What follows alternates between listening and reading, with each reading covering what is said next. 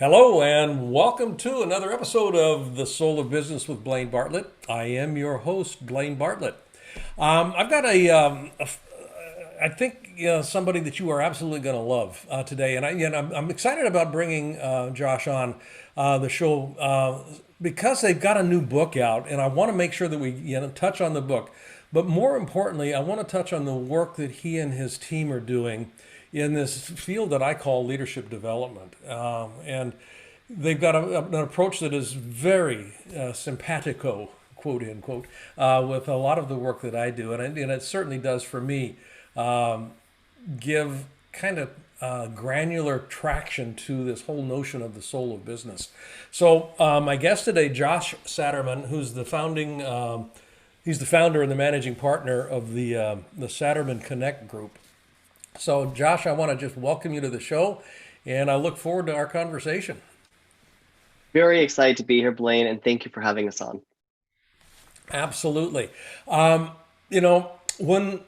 we were talking just before we started the actual formal interview here, I said that I only really ask one question in these episodes, and that starts with the simple one.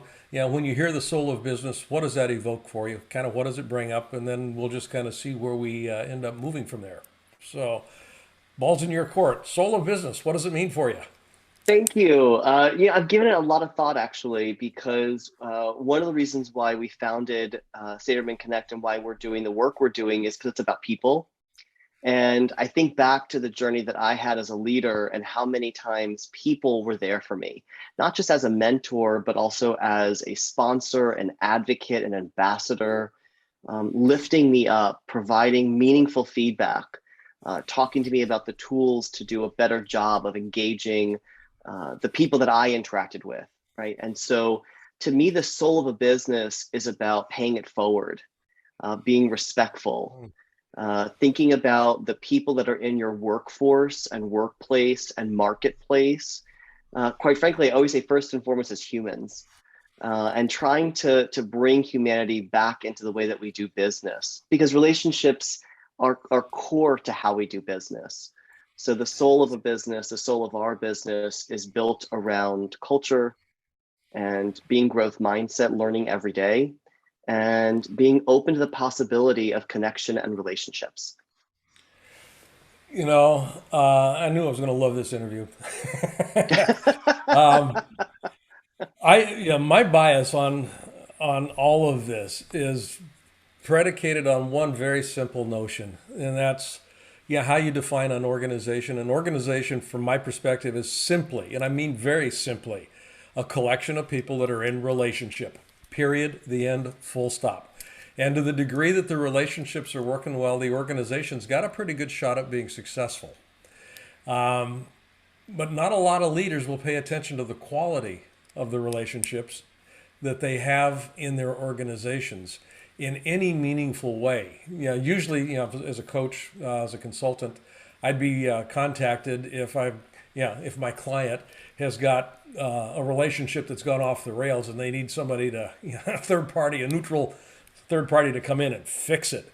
And that to me is backwards. I mean, that's the leader's prerogative, is to ensure that the quality of the relationships is paramount in the organization. And that's not to say that I don't have expertise in fixing things, but I've got better expertise in making sure they're actually working well.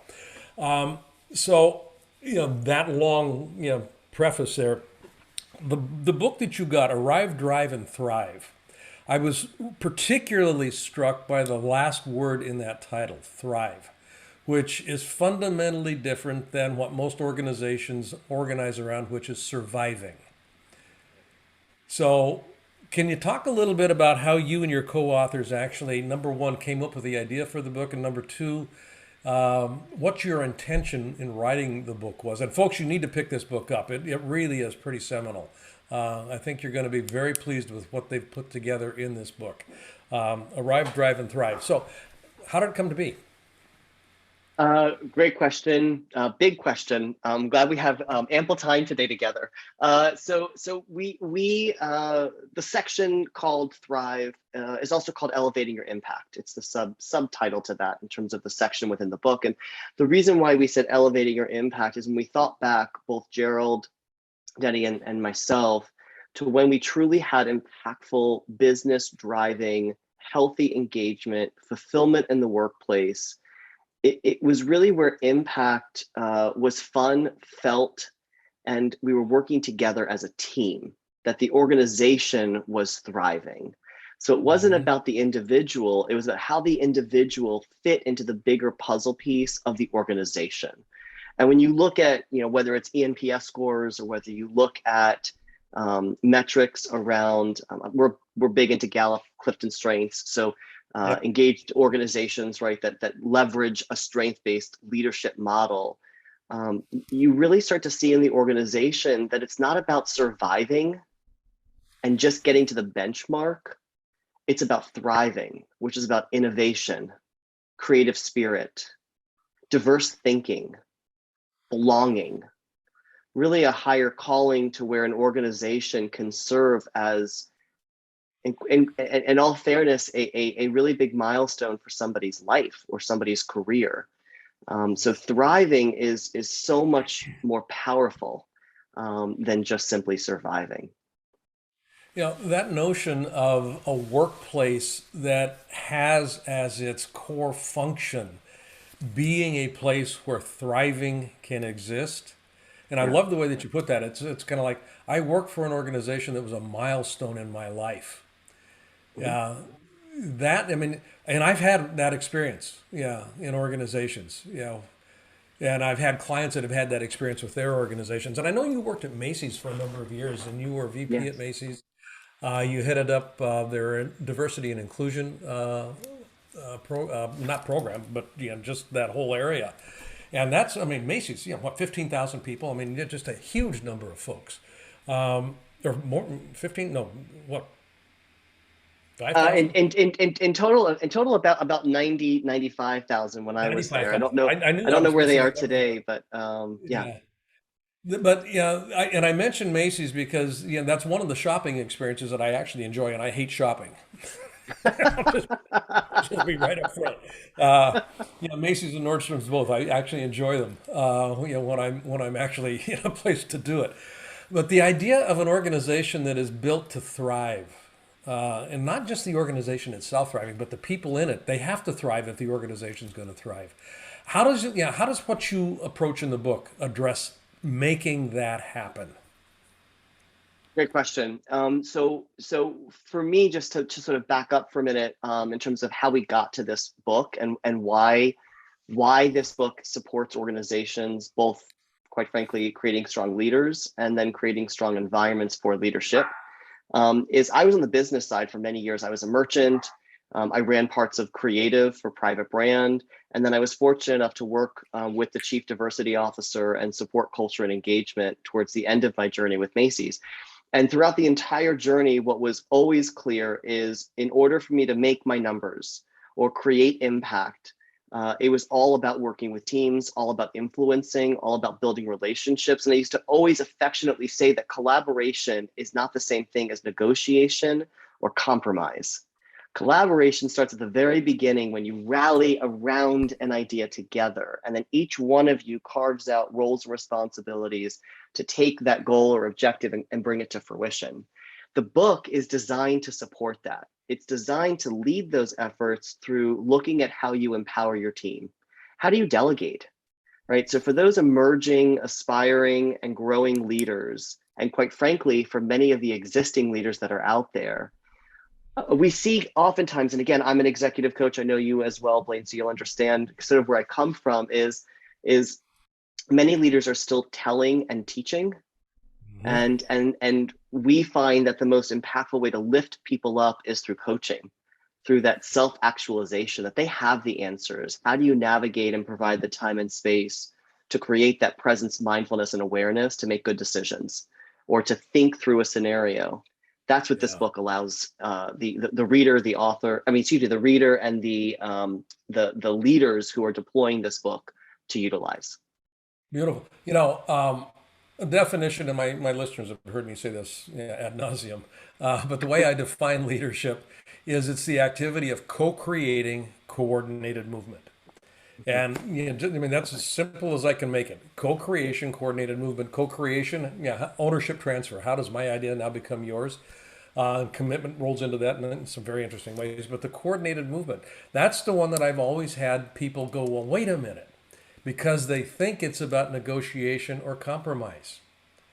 And I love the way that you make that distinction. It is not about negotiation or compromise. It's about learning how to do a different dance than we've ever done before in a way that when I step on your toes, we don't break the dance off. We figure out a way to work with it because I'm going to step on your toes. I Totally, can't not.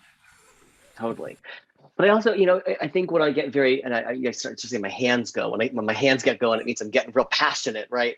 But the two other elements I would add to it that come forward in this book, but also come forward in the work that we do with our clients, is that we see it time and time again where promotions happen because of only technical skills.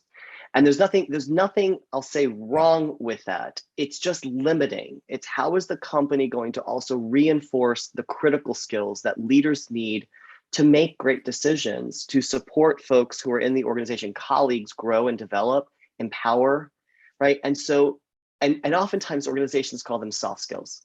And it comes way back to the military, and that's what the definition starts from. But the reality is that these skills are not soft, they are critical. Listening is critical, communication is critical, being naturally curious and asking questions that start with what or how, so you have conversation and understanding, critical, right? And so while a person can be brilliant at fill in the blank, Excel, fill in the blank on a technical skill, depending on the industry, as you grow as a leader, it's not your job to always be the doer.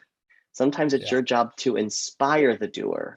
And that requires really astute critical skills. And that's what this book talks about, is how are you a better leader? How are you a better coach? Yeah. The idea of soft skills, and I've heard this, I mean, I've been in this business for a long Yeah. time, 4+ decades. And whenever somebody will mention soft skills, it's usually with a bit of a sarcastic edge to it, or a dismissive, pejorative, Yeah. that kind of is associated with it. Well, that's just one of the soft skills. I've got to tell you, that those soft skills are probably the most impactful, but also probably the single most difficult skills for a leader to master. They because they are so steeped in nuance. Yeah. Yeah, a technical skill, it's black and white. I mean, you either did it or you didn't, and it's applied to a certain situation, and you can measure it pretty quickly. Soft skills, not so much. You've got to have a really good eye to figure out, am I doing this well? And is it working or not working? And what needs to be adjusted? And it's on the fly oftentimes.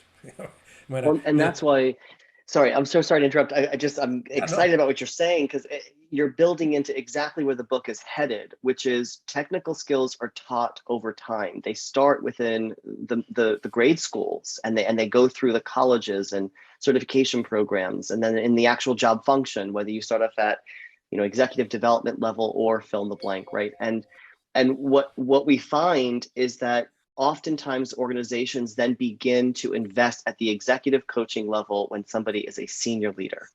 And at that Yes. point, they want to instill leadership through listening skills or collaboration skills. And why this book was so important to us is because it is almost a mandate in today's environment to begin that journey with the individual contributors and emerging leaders, the aspiring leaders, right? So that they start to embed what does it mean to be a great listener at the beginning of their journey. So as they grow, as you're thinking through succession planning, those leaders are great at the critical skills when they get to that senior leadership level. Yeah. I'm going to take a brief break right now, but when we come back, I want to unbundle that because there's something I think very rich in that positioning. So, folks, we'll be right back talking to Josh Saterman.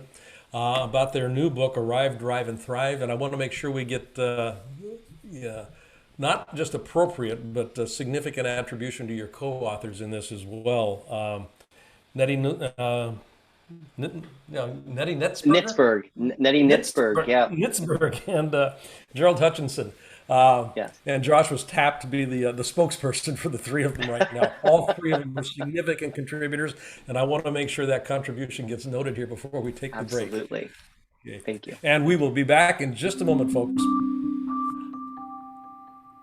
I want to thank you for listening. I want to also invite you right now to go to blainebartlett.com. And on that site, which is my personal website, you'll see services up on the top menu. I'd like you to click on Leadership Mastermind. Now, why I want you to do that is we have structured a mastermind program that is very unusual and it is very powerful. And by going onto that site and clicking that link, you'll be taken to a landing page that is an invitation to join this mastermind. It's a 52-week long exploration of what it takes to be a highly effective leader in today's fast-changing environment. You won't regret it. And if you've been liking what you've been listening to on these Soul of Business podcasts, how does one become a leader that can keep connection to the soul of business? That's what we look at. That's what we're about in this mastermind program. So again, go to blainebartlett.com and click on the services link, and there you'll find the link to the Leadership Mastermind program. Look forward to seeing you there. Thanks for listening to this little commercial, and now back to our show. Welcome back. You're listening to The Soul of Business, and I am Blaine Bartlett, and I am speaking with Josh Saterman. And before we took the break, Josh had mentioned something that I wanted to spend some time, and probably the rest of this interview bundling, I got a hunch. And it's the question of, where does leadership live in an organization? And that, I think, is one, because you had mentioned that there's a point in the career migration where people will reach a certain level and all of a sudden they are now ready for leadership development, coaching, or work, or whatever it might be. And I believe that is so bass-ackwards. I love that. Yes. Yeah, if I look at first of all, what does a leader do? A leader causes movement. That's what they do. I mean, you strip away all of the artifacts of personality and all the other stuff that kind of gets bundled into making decisions about that kind of a leader or that kind of a leader causes movement, good or bad. They cause movement. By that definition, everybody's a leader, because it's impossible to live within a system and not cause some sort of a movement. I mean, just the fact that I show up, people have to reorganize themselves around my presence, so I'm causing movement. So it's not a question of, am I a leader or not? It's a question of, am I effective as a leader at getting the kind of movement I need to get the results that I want? That's where leadership comes in. And that happens the moment anybody walks in the door of the organization. They are a leader, and they are exhibiting leadership for ill or for good. So I'll get off my my preaching platform here. But the idea of teaching leadership, not just at the top, but teaching leadership throughout the organization so that people understand fully what it means to cause effective movement. If organizations could get their head around that, boy, I mean, this kind of goes back to everything's a relationship. Yeah, if relationships are working well, you got a pretty good shot at being successful. That's a function of leadership.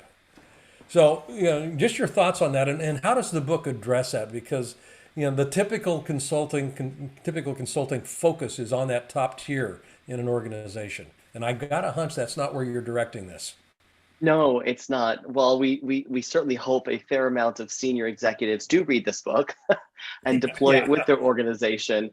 We really wrote this book to be really about all levels, but specifically those emerging leaders. I would say there's a fairly large chunk of the book that's around onboarding and how you welcome your team, how you welcome people into your organization. We've through our learning have tweaked some of our language. So it's not language we've invented, but language that we've borrowed and now use. So I'll use examples like culture fit versus culture add. Right? Are you looking for someone to fit, or are you looking for someone to add? We would be the advocates for add, of course, to create inclusion and belonging and diverse thinking. I would answer your question also around leadership philosophy. We think it's critical for organizations, especially starting with senior leadership, to think of their alignment around leadership philosophy and how that impacts how the organization approaches mission, vision, values. You write your mission, vision, values to create a bond, a stickiness within the organization. And oftentimes when we go in, whether it's large or small organizations, what we find is that going down past C-suite into those layers of leadership, oftentimes people don't even know what their mission, vision, or values are. Yeah. They Right. can And point to them on that's the wall, but right. it's artwork. Yeah. Right. Right. So sometimes what we'll do in organizations is ask the folks to define the values, right? Like put a definition behind it for your organization. How will you address integrity? How will you address building trust, right? What does that look like for you as a team? We would extend that. We would say that in addition to looking at that level, we would also say that part of establishing good leadership, and we talk about coaching all the time, we talk about asking a powerful question, but what we'd also say is the power of your language. Great leaders are inclusive leaders, right? So I like to dissuade people from using words like subordinate, or in some cases, even employees versus colleagues or peers or teammates, right? Because one of my mentors taught me very early on, we would go into a town hall. This was at Macy's. Her name is Molly. And Molly would go into a town hall and all the senior leaders would go to the front and sit in the front row. She would sit in the back. She wanted the peers, the colleagues, the teammates. She wanted them to be involved, see what was happening. And she wanted to observe what was going on in the group. What could she learn from the experience by sitting in the back and watching what was going on? I'm probably giving away her secrets right now, but she was such a mentor because she acknowledged the importance of the role people played. And I love your language of causing movement, right? Leaders cause movement. And that's an example of that. So I love that. Yeah, Molly, I think, would be a great exemplar of the kind of mindset that I think is important if we're going to focus on creating a thriving environment. You know, I had Gary Ridge on the show not too long ago, and Gary's the CEO of WD-40. Yeah, and everybody's familiar with WD-40. Yeah, and you talk about employee engagement. They measure on an ongoing basis. Their employee engagement scores are about 93%. I mean, it is off the bloody chart, and they aspire for 95. And this isn't nobody salted the mine on this. I mean, they do this on an ongoing basis, and it's the real deal. And I mentioned this in the context of how Gary positions what they do at WD-40. This is a manufacturing company. People are not employees. They don't have subordinates. They've got teammates. They're part of a tribe. So language makes a difference. And I'm marking that out. And I just really want to tip my hat off to Gary here because what he's doing is just phenomenal. He's putting into practice a lot of what I have, from a synopsis basis, pulled out of Arrive, Drive, and Thrive. Yeah, you have codified a lot of some of the stuff that he's doing from a conscious and for me, compassionate perspective. Compassionate capitalism cares about how people thrive in their life. Do they have the opportunity to thrive? Are they positioned to do that? I love this. God, we could go on forever, and I'm watching the clock here. Damn it. Boy, okay. I'm going to have you back on if you're going to be open to it. I would love to. Thank you. Yeah, but I do want to just plant a seed here, perhaps for the next conversation. But the notion of everybody's heard about servant leadership. I mean that's one very big meme out there. And when I was doing a lot of work with Starbucks, servant leadership was part and parcel of their whole approach. Howard Behar paid a lot of attention to that. I had a lot of conversations with Howard about that. And he was the COO at the time. But I started playing with that notion a little bit. and I started moving away from servant leadership into host leadership. Hmm. And the idea of a host, and where I got the idea, and this is kind of what I want to kind of end on this because, arrive, drive, and thrive. When I would host a dinner party, or actually it was a Christmas party, my late wife and I would host a Christmas party every year. And I loved this thing. And what I loved about it was I got to be the most extraordinary host that I could imagine being. And the idea of a host is making sure everybody's positioned to thrive after they arrive into the and we curated the guest list. I mean, it was, we wanted to have, people here that were, so are they going to be additive to the culture? And we would bring new people in every year. We had people calling up in September and October wondering if the party was happening this year. But the idea of a host, making sure that the people that need to get connected are connected, making sure they have the resources that they need to be able to do what they came to do. I mean, all of the stuff, which is a little bit different than a servant leadership. It's a hosting leadership. It requires, in my experience, a greater gestalt, a greater awareness of the entire party. Yes. So I'm just kind of planting that seed there. Because when we come back, when you and I get back together again, I'd like to unbundle that in the context of Arrive, Drive, and Thrive, just this notion of a host leader.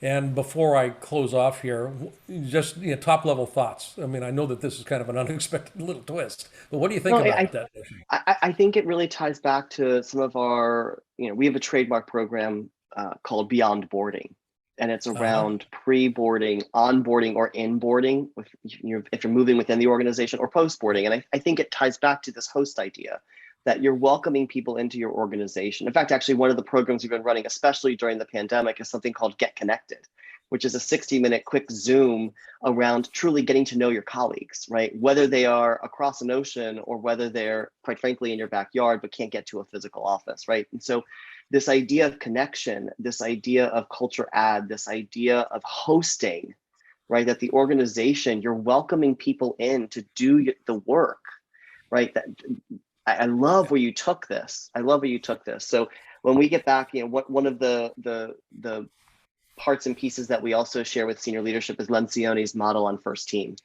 Yeah. And it's this idea of putting the organization in some ways before yourself. And so, lots of meat here in the idea of hosting. Yeah, excellent. Folks, we've been listening to and speaking with Josh Saterman, founder and managing partner of the Saterman Connect organization. Where can people find out who you are, where you're at? What's the address that we can pay Best attention place to find us is at satermanconnect.com, and certainly follow us on LinkedIn. We would love to speak. We'd love to talk to you. Great. And that's satermanconnect.com, Saterman, connect.com. Josh, thank That's you so correct. much. I've absolutely loved this conversation. I am going to have you back on. Thank you. I've I'd love I've that. already heard you say yes, so I'm going to have Gail reach out to you and we'll get it rescheduled. Yeah. So Sounds don't, wonderful. Thank don't you let for an having us. opportunity slide by here. No, thank you. Yes, yes, and yes. Thank you so much. Okay. You bet, my friend. You take care. Blessings. Folks, you've been listening to The Soul of Business with Blaine Bartlett. Come in next week and we'll have somebody else to talk with here that is going to be almost as good as Josh has been. So it's Thank you. all Quite good. kind. The Soul of Business. Find out more about what I'm up to at blainebartlett.com. And I'll see you next week. Take care and have a great rest of your week.